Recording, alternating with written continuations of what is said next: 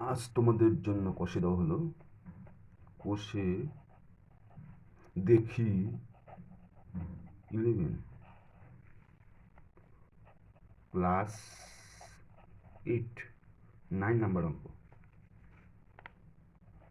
তৃষা মিলন দাদার বইয়ের দোকান থেকে একটি বই কিনল। মিলন দাদা বইয়ের উপর লেখা দামের উপর পর্যায়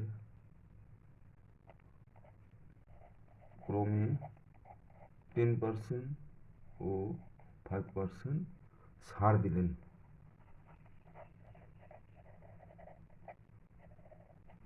বইটির উপর লেখা দাম 200 টাকা হলে তৃষা মিলন দাদাকে কত টাকা দিল?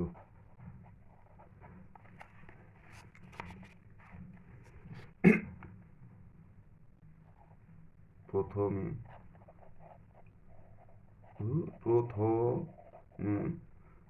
100 টাকায় ছাড় দিলেন 10 টাকা। 1 টাকায় ছাড় দিলেন, 100 টাকা যদি 10 টাকা হয়, 1 টাকায় কম হবে, মানে ভাগ হবে, এটা উল্টে যাবে। 10 নিচে 100, 200 টাকা ছাড় দিলেন। 200, এটা ভাগ হয়েছে, এটা গুণ হবে, মানে এটা উপরেই থাকবে।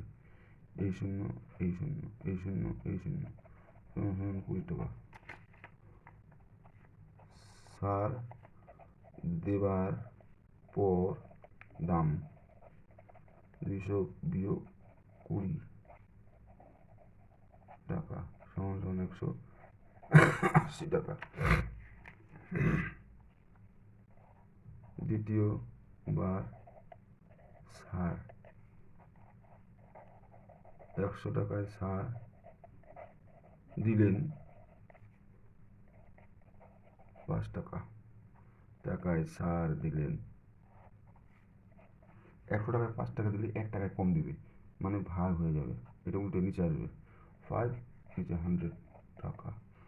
এবার 180 টাকায় ছাড় দিলেন, এটা ভাগ হয়ে যাবে, গুণের উপরে থাকবে 180। এই শূন্য, এই শূন্য গেল, 5 অক্ষে 5, 5 দুগুণ 10, 2 অক্ষে 2, 9 দুগুণ 18 সমান 9 টাকা।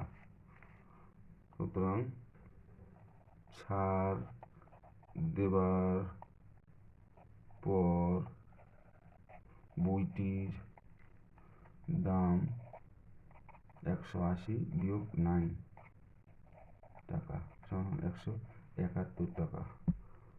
সুতরাং বুঝব, তৃষা বইটির দাম দিল 171 টাকা। এটা হচ্ছে অঙ্কটা, খুবই সহজ সরল, এবং ভালো লেগে থাকলে অবশ্যই চ্যানেলটিকে সাবস্ক্রাইব করবে। থ্যাংক ইউ সকলকে।